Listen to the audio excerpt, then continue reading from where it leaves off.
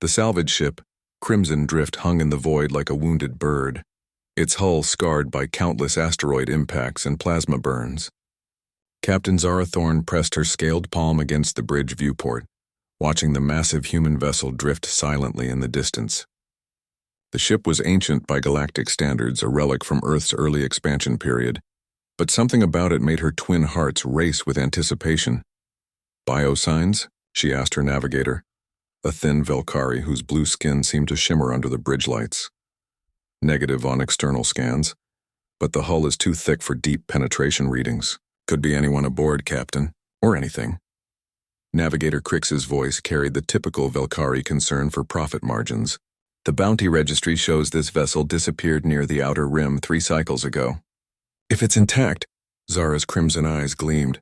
3 cycles missing meant salvage rights, and an Earth vessel this old might contain pre-war technology worth more than her entire fleet. The humans had been peculiar in their engineering choices, often building things that lasted far longer than necessary. Sometimes those quirks paid off handsomely. The ship's identification markers were partially melted, but she could make out enough letters to confirm it. UES Hercules. A transport-class vessel from the colonial expansion era. "Perfect for salvage. Take us in for docking," she ordered. "Signal the boarding crew." Within the hour, Zara found herself leading a team of 6 through the Hercules airlocks. The artificial gravity was functional but weak, creating an odd floating sensation as they moved through corridors lined with what appeared to be primitive metal plating. Emergency lighting cast eerie red shadows across walls covered in text she couldn't read. "Atmosphere's breathable but stale," reported Grix, her weapons specialist. The massive Corvin's 4 arms checked his plasma rifle and backup energy weapons with practiced efficiency. Whatever happened here, it happened fast. No signs of decompression or life support failure. They moved deeper into the vessel, boots clanging against metal deck plates that seemed unnecessarily thick. Everything about human engineering felt excessive to Zara. Where her people would use energy fields and smart materials, humans apparently preferred layers of crude metal and redundant mechanical systems. The crew quarters were empty, but showed signs of recent habitation. Personal items remained scattered about, including primitive physical books and what appeared to be exercise equipment. Lots of exercise equipment? Zara picked up a metal bar that must have weighed 30 kilos. "Who needs this much physical conditioning in space?" she muttered. They found the cargo bay through a corridor lined with motivational posters showing humans engaged in various physical activities. The bay doors were sealed, but Grix's plasma cutter made quick work of the locking mechanism. As the doors slid apart with a pneumatic hiss, Zara's breath caught. The bay was enormous, far larger than necessary for a transport of this class. But more importantly, it was occupied. A single human male sat cross-legged in the center of the empty space, apparently meditating. He was massive even by human standards, with muscle definition that seemed almost anatomically impossible. His skin was tanned and marked with numerous scars, and his dark hair was pulled back in a simple ponytail. Most remarkably, he appeared to be completely unaware of their presence. "Target acquired," Grix whispered, raising his plasma rifle. The Corvin's secondary arms drew backup weapons while his primary grip steadied the main gun. One human male, unarmed. "Wait," Zara held up a hand. Something felt wrong. The human's breathing was too steady, too controlled. And why would someone remain in an empty cargo bay during what was clearly an abandonment situation? The human's eyes opened slowly, revealing an unsettling calm. When he looked directly at her, Zara felt a chill that had nothing to do with the ship's temperature. His gaze held an intelligence and awareness that seemed to pierce right through her.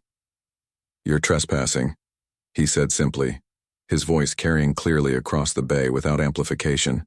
His tone was conversational, almost friendly, but something in it made Grix's weapons wavering slightly. Grix stepped forward, brandishing a neural disruptor. "Surrender now, human, and you won't be harmed. This vessel is now under salvage claim by Captain Thorne of the Crimson Drift." The human stood up with fluid grace, and Zara realized she had seriously underestimated his size. He towered over even Grix, and the Corvin was considered large among his people. More unsettling was the way he moved, like a predator with absolute confidence in its environment. "Salvage claim," he repeated thoughtfully. "That's interesting. I'm afraid this ship belongs to me now. The previous crew abandoned it." The pause before abandoned carried weight that made Zara's scales ripple with unease. "Look, human," she said, trying to project authority while backing toward the exit. "We have advanced weapons and superior numbers. Don't make this difficult." The human smiled, and it wasn't a pleasant expression. "Advanced weapons. Yes, I've encountered those before." He gestured casually toward the bay walls, and for the first time Zara noticed the scorch marks and melted metal. A lot of melted metal, the kind that comes from sustained plasma fire. "Where's your crew?" Grix demanded, keeping his rifle trained on the human's center mass. "Gone," the human replied simply. They had advanced weapons, too. Energy shields, plasma cannons, neural disruptors. Very impressive technology. He began walking toward them with slow, deliberate steps. "But they made the same mistake you're making." "What mistake?" Zara asked, though part of her already knew she didn't want the answer. The human stopped just outside optimal firing range and rolled his massive shoulders. "They forgot that before we had advanced weapons, humans had to survive with something else. Something we never really stopped developing even after we reached the stars." Grix fired without warning, his plasma bolt striking the human center mass with enough energy to vaporize a Corvin. The human staggered backward a step, looked down at his smoking chest, and frowned. "That stung," he said, brushing ash from his shirt. Where the plasma bolt had struck, his skin showed only a reddened mark, like a mild sunburn. "Impossible," Grix breathed. The human cracked his knuckles, and the sound echoed through the cargo bay like breaking bones. "You brought advanced weapons," he said, beginning to move toward them with increasing speed. "I brought muscles." Grix fired again, this time with his backup plasma pistol while maintaining his rifle's charge. Both bolts struck the advancing human, who simply continued walking through the energy discharge as if it were a mild breeze. The air filled with the smell of ozone and burning fabric, but the human's skin remained intact. "Shields," Grix shouted, activating his personal energy barrier. "He's got some kind of deflection system." Zara's mind raced. The readings were all wrong. No energy signatures, no power cells, no technology at all. Just the human and his impossible resistance to weapons that could melt through starship hulls. The human reached Grix first. The Corvin was a veteran warrior, trained in four-armed combat techniques that had made his people feared across the galaxy. His plasma rifle came up in a defensive position, while his secondary arms drew vibro blades, their molecular edges capable of cutting through any known material. The human's hand closed around the rifle barrel and crushed it like paper. Metal screamed and energy cells ruptured, but instead of exploding, the weapon simply crumpled into scrap. Grix thrust with his vibro blades, their edges humming with destructive force. The human caught both blades in his bare hands. The molecular cutting edges, designed to slice through starship armor, couldn't penetrate his skin. With casual strength, he snapped both weapons at their hilts. "4 arms," the human observed conversationally, even as Grix tried to retreat, useful for multitasking. He grabbed 2 of the Corvin's arms and twisted. The sound that followed would haunt Zara's dreams for cycles to come. Grix collapsed, his warrior training forgotten in the face of impossible pain. The human hadn't even seemed to exert himself. He turned toward the remaining crew with the same calm expression he'd worn while meditating. "Now then," he said, stepping over Grix's twitching form. "Where were we?" Grix raised his neural disruptor with shaking hands. "Stay back!" This weapon disrupts neural pathways directly. No amount of physical conditioning can protect against that. The human tilted his head curiously. "Neural disruptor? Interesting. The Zilani used something similar when they tried to take this ship. Quite effective against most nervous systems." He kept walking forward. Grix fired. The neural disruptor's beam struck the human squarely, its purple energy designed to overwhelm any biological nervous system and induce immediate paralysis. The human stopped, blinked once, then shook his head like someone clearing water from their ears. "Tingly," he commented. "But human neural architecture is more robust than you might expect. We evolved on a death world, you see. Everything on Earth tried to kill us, including our own planet. We developed certain adaptations." The neural disruptor fired again, then sputtered and died as its energy cell overloaded from extended use. Grix dropped the useless weapon and tried to run. The human moved faster than should have been possible for something so large. One moment he was standing near Grix. The next, his hand was on Grix's shoulder, stopping the Velkari's escape with gentle but immovable force. "Please," Grix begged. "We're just salvagers. We didn't know anyone was aboard. We'll leave. We'll forget this ship exists." "I'm afraid that's not possible," the human replied. "You see, I have a mission. The crew of this vessel learned about it before they decided to abandon ship. They chose poorly. Zara backed toward the cargo bay entrance, her mind cataloging everything she'd witnessed. The human was fast, impossibly strong, and resistant to energy weapons. But he was still organic, still bound by the laws of physics. There had to be limits. What mission? She asked, buying time while her hand found the emergency beacon on her belt. If she could signal her ship, the human noticed the movement immediately. That won't be necessary, Captain Thorne. Your ship is already being dealt with. Impossible. My crew wouldn't. Your crew is probably very competent at their jobs, the human interrupted. But they've never encountered anyone like me. Or more accurately, they've never encountered what I represent. The cargo bay's main display activated without any visible command input. Zara's blood turned cold as she saw her ship on the screen. The Crimson Drift hung helpless in space, its engines dark and weapon systems offline. Worse, she could see figures moving across its hull, human figures moving without environmental suits in the vacuum of space. That's impossible, she whispered. Enhanced physiology, the human explained patiently. Genetic modifications, cybernetic implants, chemical treatments, selective breeding. Humans have been improving themselves for centuries, some of us more than others.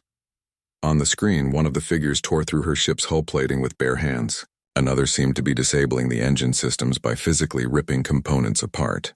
Her crew's distress signals flashed urgently on the display before cutting to static. The crew I'm traveling with volunteered for some very experimental programs. The human continued. Military black projects mostly. Ways to make human soldiers more effective in environments where technology might fail or be compromised. He gestured toward the scorch marks on the cargo bay walls. The previous occupants of this ship thought their advanced weapons would be sufficient. They had plasma cannons, molecular disruptors, gravitic warheads. Very impressive. Also completely useless.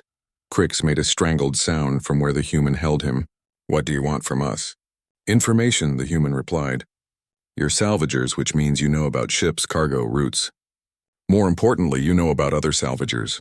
Pirates, raiders, anyone else who might think they can take what doesn't belong to them. The display changed again, showing a star map with numerous highlighted systems.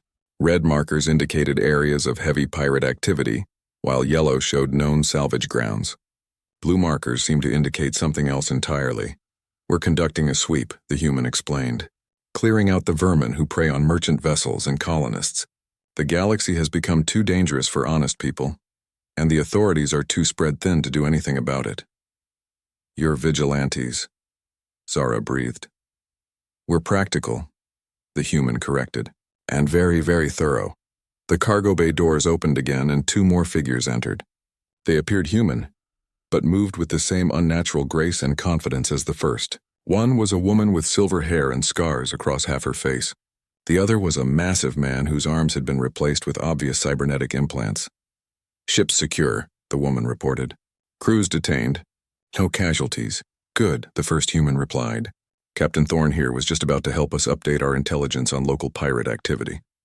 Zara looked between the three enhanced humans and realized her situation had moved far beyond simple salvage rights. These weren't just survivors or even enhanced soldiers. They were something new, something that made conventional weapons and tactics irrelevant. What happens if I refuse to cooperate? She asked. The human smiled, and this time it held genuine warmth. Then you get to watch what happens to pirates who refuse to cooperate. The woman with the scarred face activated a holographic display from a device implanted in her wrist. Images flickered to life showing various alien vessels, their crews, and what appeared to be combat footage. Zara watched in horrified fascination as enhanced humans moved through heavily defended ships like unstoppable forces of nature. The Black Star Syndicate thought their quantum shields would protect them, the woman said, her voice carrying a slight mechanical undertone. 30 ships, heavily armed, all equipped with the latest defensive technology. The display showed a massive battle station bristling with weapon arrays. They lasted 4 hours. The footage switched to interior shots of humans walking through corridors while energy beams passed harmlessly around them. Some seemed to absorb the energy directly into their bodies, growing brighter and stronger with each hit. Others simply ignored weapons fire that should have vaporized them.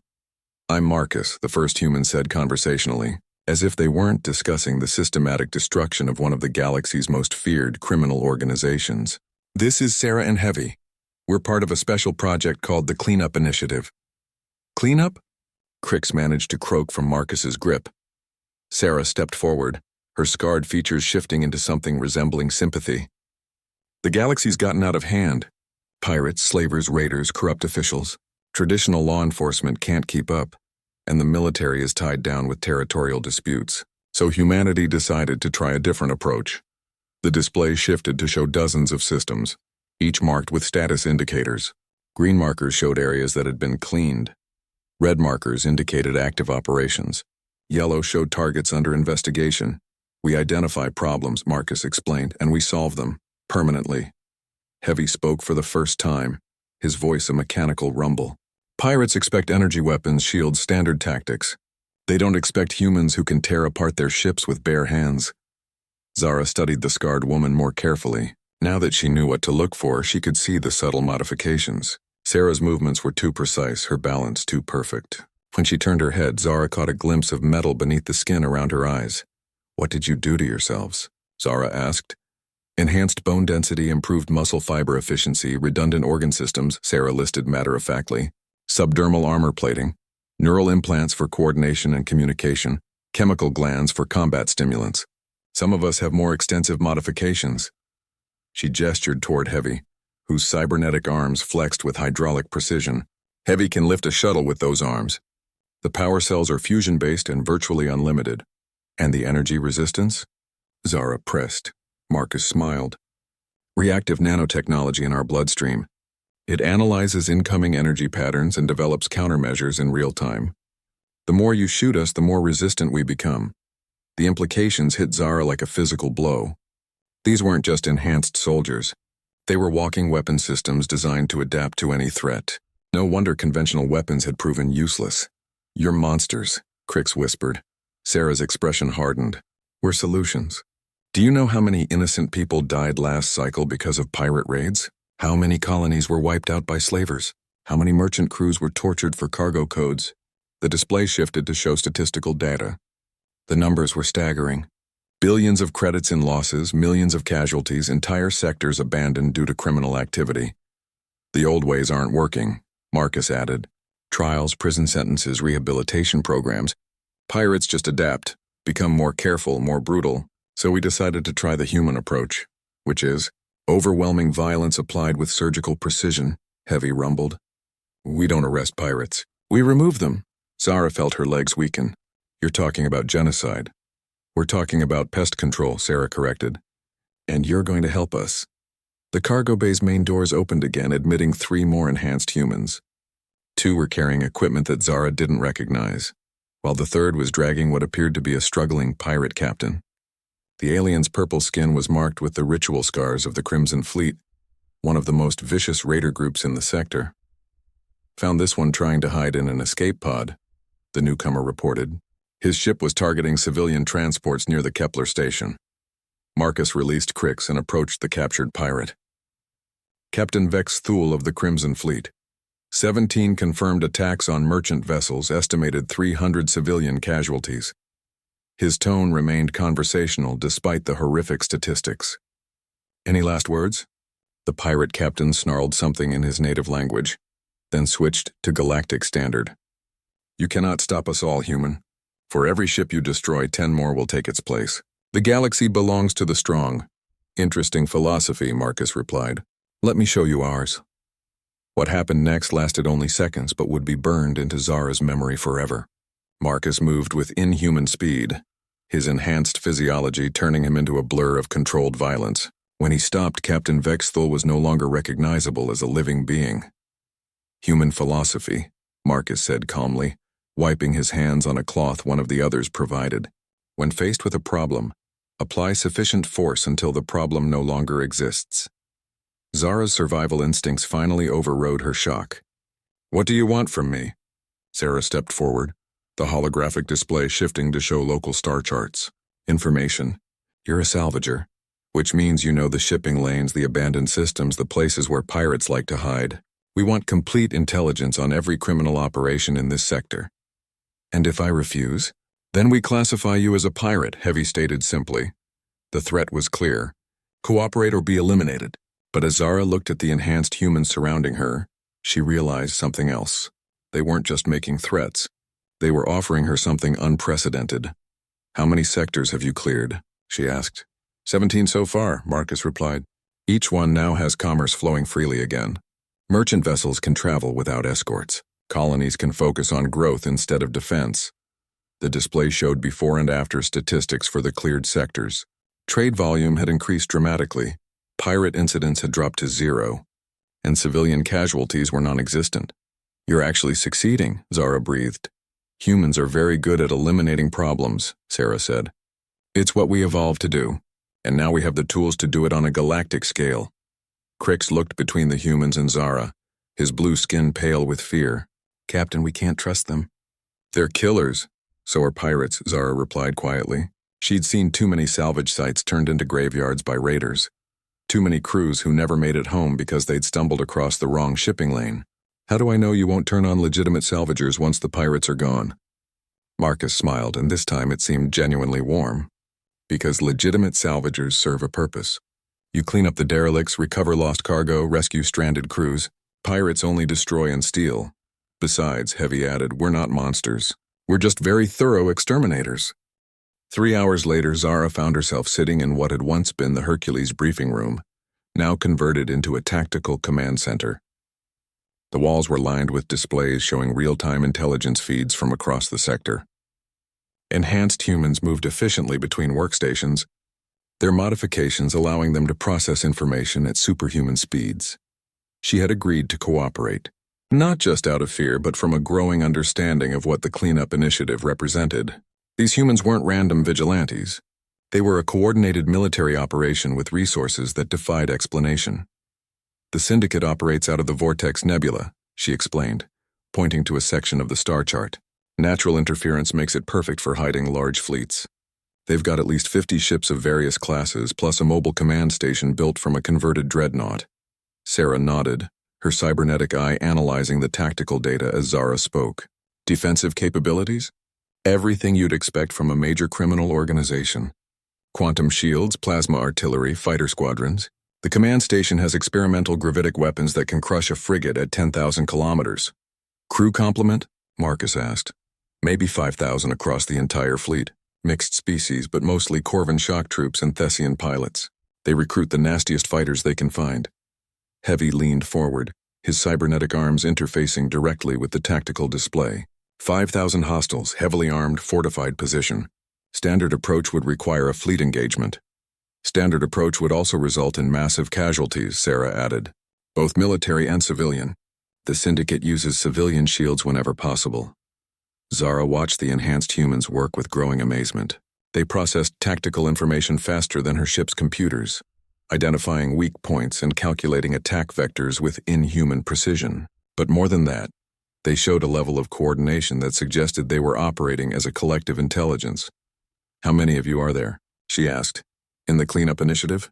"About 300 active operatives," Marcus replied without looking up from his analysis. "Plus support staff, intelligence networks, and logistics personnel." 300? Zara couldn't hide her surprise. How can 300 individuals take on organized crime across multiple sectors? Sarah smiled, her scarred face taking on an almost predatory expression. "Because we're not just individuals anymore. Watch." The briefing room's lights dimmed and the displays shifted to show tactical footage from a recent operation. Zara watched as 12 enhanced humans approached a massive space station defended by hundreds of pirates. The station opened fire immediately, its defensive arrays unleashing enough energy to vaporize a small fleet. The humans simply walked through the barrage, their reactive nanotechnology adapting to each weapon type in real time. Energy beams became less effective with each shot, eventually passing through the enhanced soldiers like harmless light.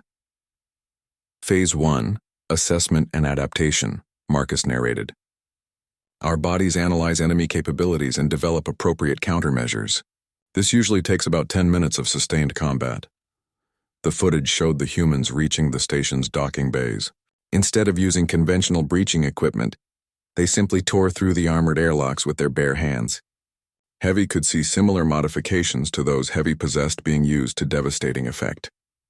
Phase 2. Infiltration and Neutralization, Sarah continued. Once we understand their defensive capabilities, we eliminate them. What followed was less a battle than a systematic dismantling. The enhanced humans moved through the station with perfect coordination, each one knowing exactly where the others were and what they were doing. When they encountered resistance, they adapted their tactics instantly, sharing information through some form of neural link. Neural networking, Heavy explained, apparently reading Zara's thoughts. We share sensory data, tactical assessments, and combat experience in real time. Every operative benefits from the collective knowledge of the entire team. The footage showed pirates attempting to fall back to defendable positions, only to find that the humans somehow knew their plans before they executed them. Ambushes failed because the enhanced soldiers could predict exactly where enemy forces would be positioned. How is that possible? Crix asked, his voice still strained from his earlier injuries. Pattern analysis, Marcus replied. When you've enhanced human intelligence to superhuman levels and linked those minds together, predicting enemy behavior becomes relatively simple. Most species have fairly predictable tactical responses. The operation ended with the station's complete surrender, not because the pirates had been killed, but because they realized the futility of resistance. The enhanced humans had demonstrated that conventional weapons and tactics were completely useless against them. We prefer surrender when possible, Sarah noted. It reduces collateral damage and allows us to gather intelligence on other criminal operations. Zara studied the final statistics from the operation. 0 human casualties, minimal structural damage to the station, and over 300 pirates captured for questioning. It was a military achievement that shouldn't have been possible. Where did you get the technology for these modifications? She asked. The enhanced humans exchanged glances, and Zara sensed she had touched on classified information. After a moment, Marcus answered carefully. Humanity has been preparing for this for a long time. When we joined the galactic community, we realized that our physical capabilities were considered primitive by most species. While others developed better weapons and shields, we focused on improving ourselves. The modifications represent centuries of research, Sarah added. Genetic engineering, cybernetics, nanotechnology, neural enhancement. We took the best aspects of human evolution and amplified them using science. Heavy gestured toward the tactical displays.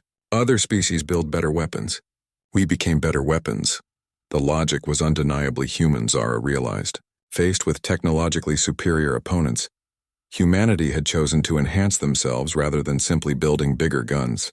It was adaptive, practical, and utterly terrifying.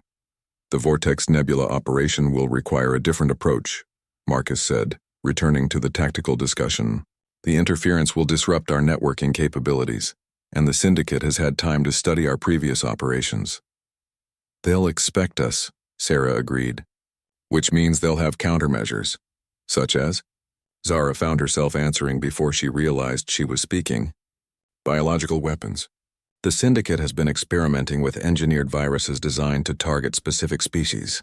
If they know humans are coming, the enhanced humans didn't seem concerned by this revelation. In fact, Heavy actually chuckled, the sound like grinding metal. Let them try, he rumbled. Our immune systems are not entirely natural anymore. Sarah pulled up medical readouts on her display. Enhanced white blood cells, synthetic antibodies, redundant filtration organs. Most biological weapons would be metabolized and converted to useful energy. Plus, Marcus added with a grin that reminded Zara uncomfortably of a predator, if they want to play with biological weapons, we can show them what human military researchers have been developing. The Hercules dropped out of hyperspace at the edge of the Vortex Nebula, its ancient hull barely registering on the swirling electromagnetic interference that had made this region a perfect hideout for criminals.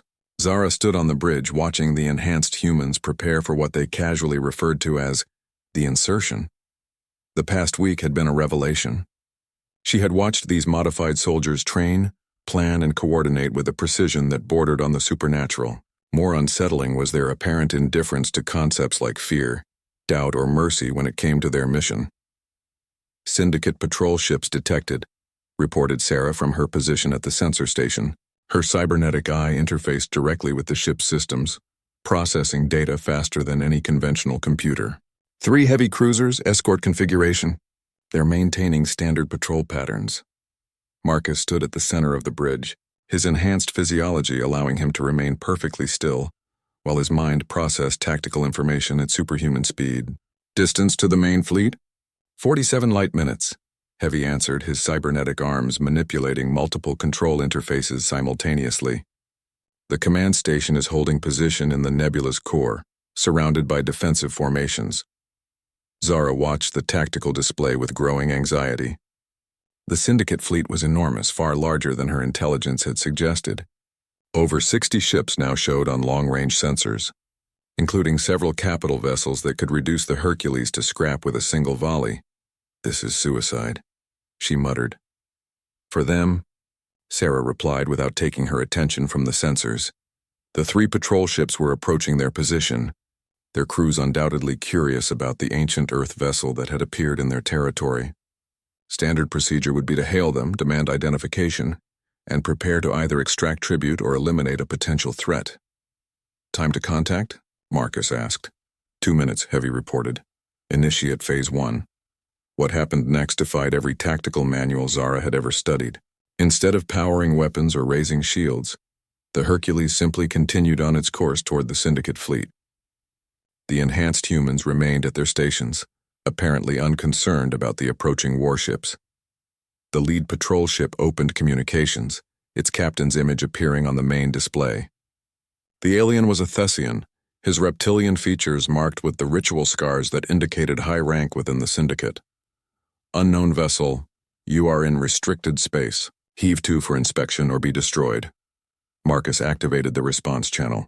"This is the UES Hercules. We're experiencing engine difficulties and require assistance." The Thessian's expression shifted to predatory interest. A distressed human vessel meant potential slaves, valuable cargo, or both. "Prepare to be boarded. Surrender your navigation codes and crew manifest." "Of course," Marcus replied with apparent compliance. "We're transmitting our docking access codes now." Zara watched in amazement as the humans actually complied with the pirates' demands. The patrol ships approached confidently, their crews no doubt anticipating an easy capture. The lead vessel extended its docking tube toward the Hercules airlock. "Are you insane?" she hissed. "They'll board us and—" "Exactly," Sarah interrupted, her scarred features wearing an expression of anticipation. The first group of Syndicate troops entered the Hercules through the primary airlock. Zara counted at least 12 heavily armed aliens, including 2 Corvan shock troops in powered armor. They moved through the corridors with practiced efficiency, expecting to find a crew of helpless humans. Instead, they found Marcus waiting for them in the main corridor. He was alone, unarmed, and appeared completely relaxed. The Syndicate troops raised their weapons immediately, plasma rifles and energy cannons trained on his center mass. "Surrender," the Thessian leader commanded. "Where is the rest of your crew?" "Around," Marcus replied conversationally. "Would you like me to introduce you?"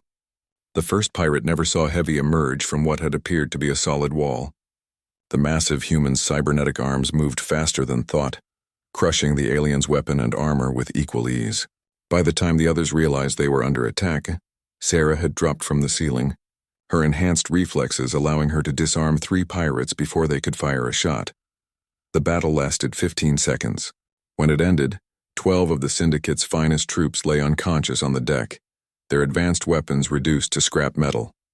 The enhanced humans hadn't even exerted themselves. "Told you," Marcus said to no one in particular. On the bridge, Zara watched the external cameras show similar scenes playing out on the patrol ships.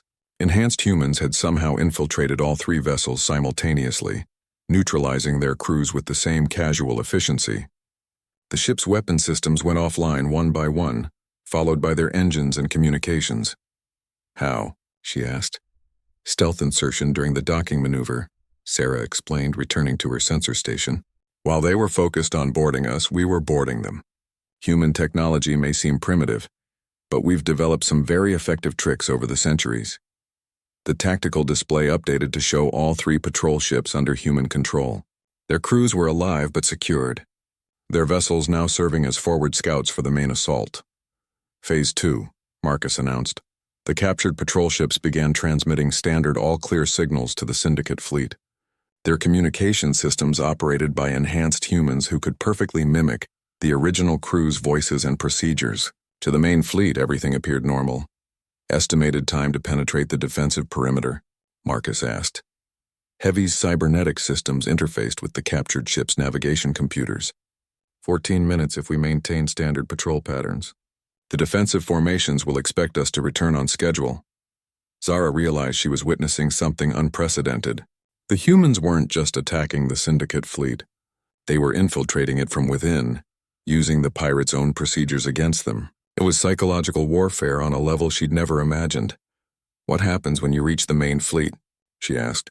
Sarah smiled, her cybernetic eye gleaming with anticipation. "Then we show them what human enhancement technology can really do." The 3 captured patrol ships moved deeper into the nebula, their crews replaced by enhanced humans who could operate alien technology as effectively as their own species. The Syndicate's defensive formations parted to allow the familiar vessels through, completely unaware that they had just admitted a force that would systematically destroy them. "Intelligence update," Heavy reported. "The command station is holding position in the nebula's center, surrounded by 37 combat vessels. Crew complement approximately 4,000. Weapon status: multiple gravitic artillery platforms, quantum torpedo launchers, and experimental energy weapons. The command station itself appears to be equipped with a planetary bombardment system." Marcus nodded thoughtfully. "Standard siege tactics would take weeks and result in massive casualties." "Fortunately, we're not using standard tactics." Zara watched the tactical display as the captured ships approached the main fleet. Each vessel was now packed with enhanced humans, their modifications allowing them to survive in conditions that would kill unmodified beings. When the attack came, it would be unlike anything the galaxy had ever seen. "Last chance to surrender," Marcus said, opening a general communication channel to the Syndicate fleet. The response was immediate and predictable. Dozens of weapon signatures locked onto their position as the Syndicate prepared to demonstrate what happened to those who dared challenge their authority. "Your choice," Marcus said calmly, then gave the order that would change everything. "All units commence Phase 3. The Syndicate fleet's response was everything Marcus had expected. 37 warships opened fire simultaneously, their combined firepower enough to sterilize a small planet. Energy beams, plasma volleys, and gravitic torpedoes filled space around the 3 patrol ships with enough destructive force to vaporize a small moon. None of it mattered. The enhanced humans had abandoned their captured vessels moments before the bombardment began, ejecting into space through hidden launch tubes. Their modifications allowed them to survive in vacuum indefinitely, their bodies absorbing and redirecting the energy from the weapons trying to kill them. Zara watched in horrified fascination as dozens of human figures drifted toward the Syndicate fleet like vengeful ghosts. The pirates' sensors couldn't distinguish them from space debris, and their energy signatures were masked by the ongoing bombardment. "First contact in 30 seconds, Heavy reported, his cybernetic systems tracking the enhanced soldiers' progress through the chaotic battlefield. The lead human reached a Syndicate cruiser and simply walked through its hull. Not cut through, not blasted through, but actually phased through the molecular structure as if the metal weren't there. Seconds later, the ship's weapon systems went offline. Molecular manipulation, Sarah explained, noting Zara's shocked expression. One of our more recent innovations. Matter is mostly empty space, after all. With the right modifications, physical barriers become suggestions rather than obstacles. More ships began experiencing mysterious system failures. Weapon arrays shut down, engines stopped responding, and defensive shields collapsed without explanation. The Syndicate crews found themselves fighting an enemy they couldn't see, couldn't hit, and couldn't understand. The command station's massive gravitic artillery swiveled toward the apparent source of the infiltration, charging its planet-killing weapons. Energy readings spiked as the experimental weapon prepared to fire, its targeting systems locked onto the area where the human soldiers were operating. The weapon fired, releasing enough gravitational force to compress a starship into a marble-sized sphere. The energy beam struck empty space and continued harmlessly into the nebula, its target having moved with superhuman agility. "Interesting," Marcus commented. "Gravitic manipulation technology. We'll want to study that." "After we shut it down," Sarah added. The battle had become a systematic dismantling rather than a conventional engagement. Enhanced humans moved through the Syndicate fleet like a virus, appearing inside ship after ship to disable weapons, engines, and life support systems. They didn't kill the crews. They simply rendered them helpless. Why aren't they fighting back effectively? Zara asked. Heavy turned from his monitoring station, his mechanical features displaying something resembling amusement. Because they're fighting the last war. They expect energy weapons, shields, and conventional tactics. They're not prepared for enhanced biology. The tactical display showed the systematic collapse of Syndicate resistance. Ship after ship went dark as human infiltrators reached critical systems. The pirates' advanced weapons were useless against enemies who could walk through walls, survive in vacuum, and operate alien technology by touch. Command station is attempting to retreat, Sarah reported. They're powering up their hyperdrive. Negative, Marcus replied calmly. Heavy, disable their navigation systems. Already done, the massive human rumbled. Infiltration team reached the command station's core systems 3 minutes ago. Their navigation computer is now under our control. Zara realized the true scope of what she was witnessing. The enhanced humans hadn't just attacked the Syndicate fleet. They had surgically dismantled it from within, turning the pirates' own technology against them with impossible precision. The command station's communications array activated, transmitting a desperate plea to any Syndicate forces in nearby systems. The message was cut short as enhanced humans took control of the communication systems, replacing the distress signal with something far different. Attention all Syndicate personnel. Marcus's voice echoed across every ship in the fleet. This is the cleanup initiative. Your criminal organization has been designated for termination. You have one opportunity to surrender unconditionally. The response was immediate chaos. Some ships attempted to flee, their crews panicking as they realized their weapons were useless. Others tried to self-destruct rather than face capture. None of their efforts succeeded. The enhanced humans had taken control of every critical system, turning the fleet into a collection of helpless hulks. Surrender window closing in 60 seconds, Marcus announced. The command station's main view screen activated, showing the bridge where the Syndicate's leadership had gathered. Zara recognized several of them from wanted postings, some of the most ruthless criminals in the galaxy, beings who had built fortunes on slavery, murder, and extortion. Their leader, a massive Corvan general named Thaxamor, stepped forward. His forearms were raised in a gesture of defiance, his scarred features twisted with rage. You cannot simply eliminate us humans, he snarled. We are part of the galactic ecosystem. Remove predators, and the balance collapses. Marcus appeared on the Syndicate's view screen, his image somehow transmitted despite their communications being under human control. His expression was patient, almost sympathetic. General Thaxamor, 17 raids on civilian colonies. Estimated death toll, 43,000. Estimated slave count, 200,000. His voice remained conversational despite reciting the horrific statistics. Would you like to explain to those victims why you're part of the galactic ecosystem? The strong survive, Thaxamor replied. It has always been so. Your species will learn this truth when others come to hunt you. Perhaps, Marcus agreed. But today we're hunting you. The countdown reached 0. Enhanced humans materialized throughout the command station's bridge, their forms becoming solid as they deactivated their molecular manipulation systems. The Syndicate leaders found themselves surrounded by beings who had walked through their most secure barriers, as if they didn't exist. Final offer, Marcus said, now speaking from directly behind Thaxamor. Unconditional surrender, full cooperation with our intelligence gathering and testimony regarding other criminal organizations. Never, the Corvan general spat. Marcus nodded sadly. I was afraid you'd say that. What followed was swift and final. The enhanced humans moved with coordinated precision, their actions calculated to minimize collateral damage while eliminating every Syndicate leader who refused to surrender. It wasn't execution. It was pest control on an industrial scale. Within minutes, the most powerful criminal organization in 3 sectors had ceased to exist. Their ships were captured, their crews detained, and their leadership eliminated or imprisoned. The enhanced humans had accomplished in hours what conventional military forces couldn't have achieved in years. Phase 3 complete, Sarah reported. All hostile elements neutralized. 0 human casualties.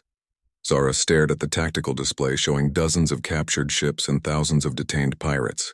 The Syndicate fleet had been completely neutralized without a single enhanced human suffering, so much as a minor injury. What happens to the survivors? She asked. Intelligence extraction, trial by military tribunal, and imprisonment or rehabilitation depending on their crimes.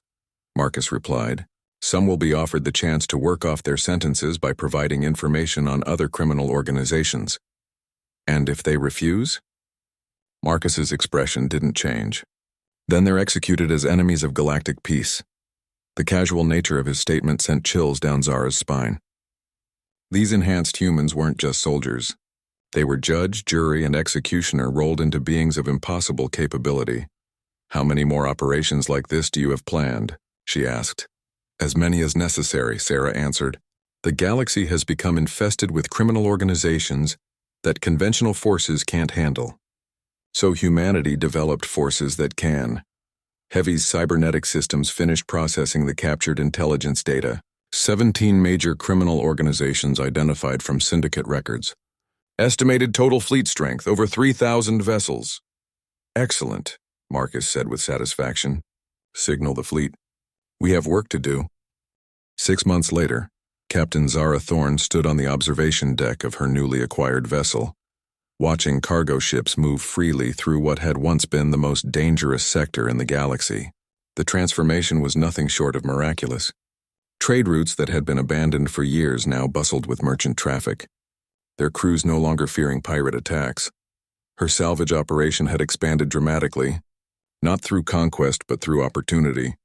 With the criminal organizations eliminated, hundreds of derelict vessels and abandoned bases had become available for legitimate salvage. Her crews worked around the clock processing the recovered technology and materials. "Captain," Crix called from the bridge. "Incoming transmission from the cleanup initiative." Zara made her way to the communications station, where Marcus's familiar image appeared on the main display. The enhanced human looked exactly as he had during their first encounter, his modifications apparently preventing normal aging processes. "Captain Thorne," he said with what seemed like genuine warmth, "I trust business is prospering?"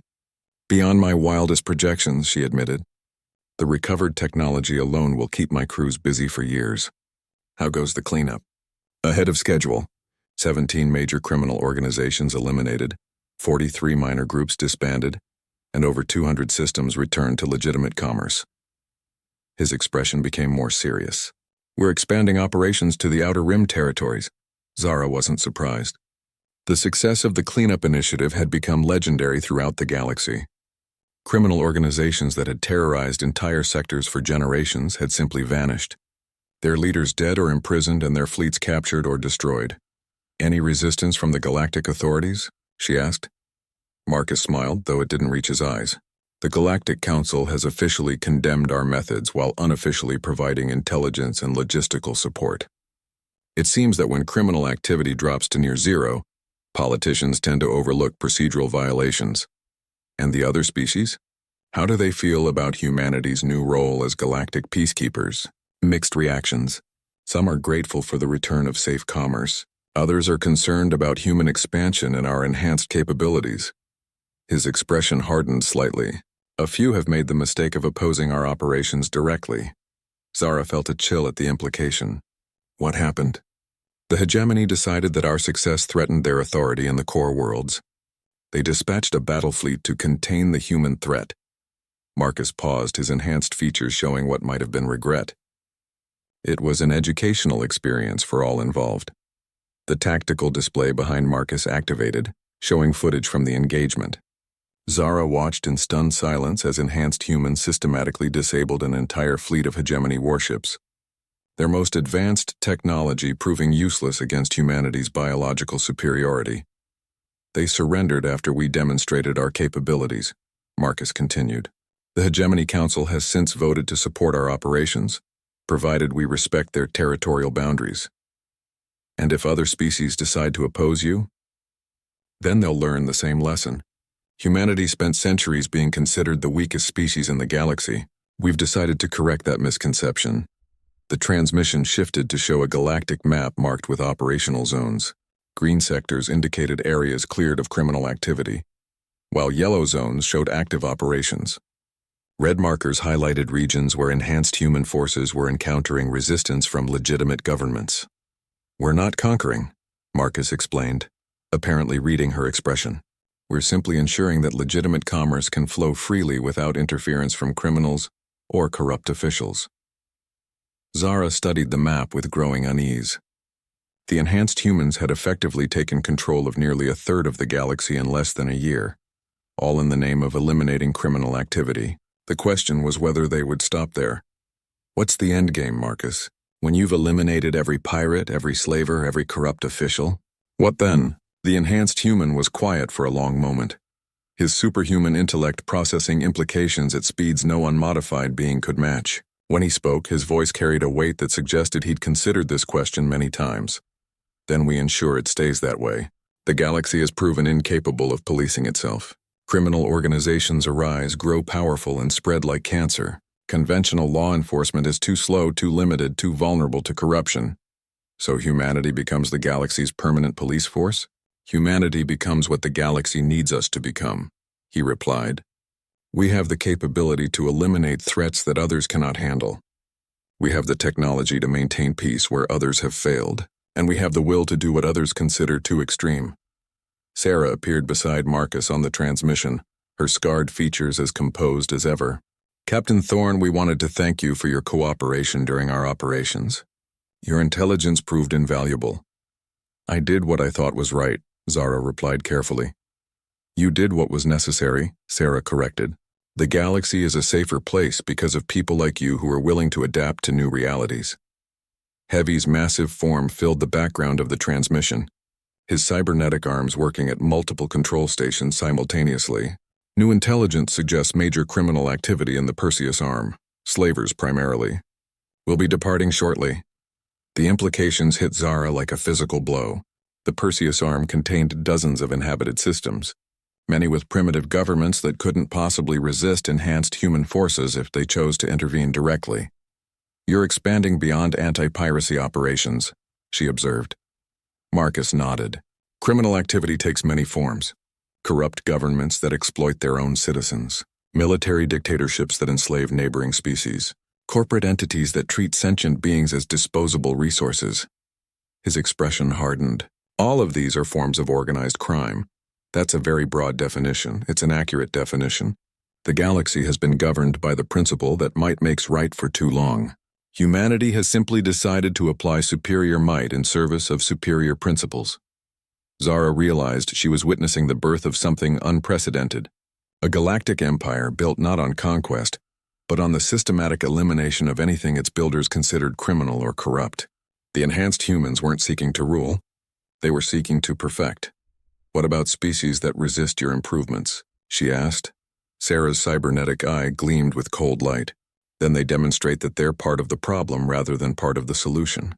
The transmission began to fade as the enhanced humans prepared for their next operation.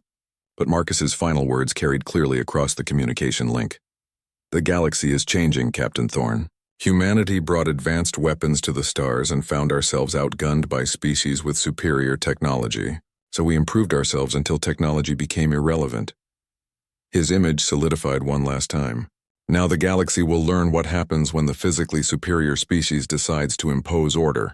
The transmission ended, leaving Zara alone with her thoughts and the growing realization that she had witnessed the beginning of humanity's transformation from underdog to apex predator. The enhanced humans weren't just cleaning up criminal organizations. They were reshaping galactic civilization according to their own vision of order. Outside her viewport, merchant ships continued their peaceful journeys through space that had once been controlled by pirates and raiders. Trade flowed freely, colonies prospered, and civilian vessels traveled without fear. The galaxy had indeed become safer under human protection. But Zara couldn't shake the feeling that safety had come at a price the galaxy was only beginning to understand. Humanity had brought muscles to a fight that others had tried to win with advanced weapons, and now those muscles were reshaping everything they touched, one sector at a time. The age of human domination hadn't begun with conquest or diplomacy. It had begun with enhancement and the simple application of superior force against those who threatened the innocent. Whether the galaxy would benefit from this new order remained to be seen. But one thing was certain. Resistance was futile against beings who had transcended the limitations of natural biology and conventional warfare. Humanity had found its place in the galaxy not as the weakest species, but as the most adaptable, and they were just getting started.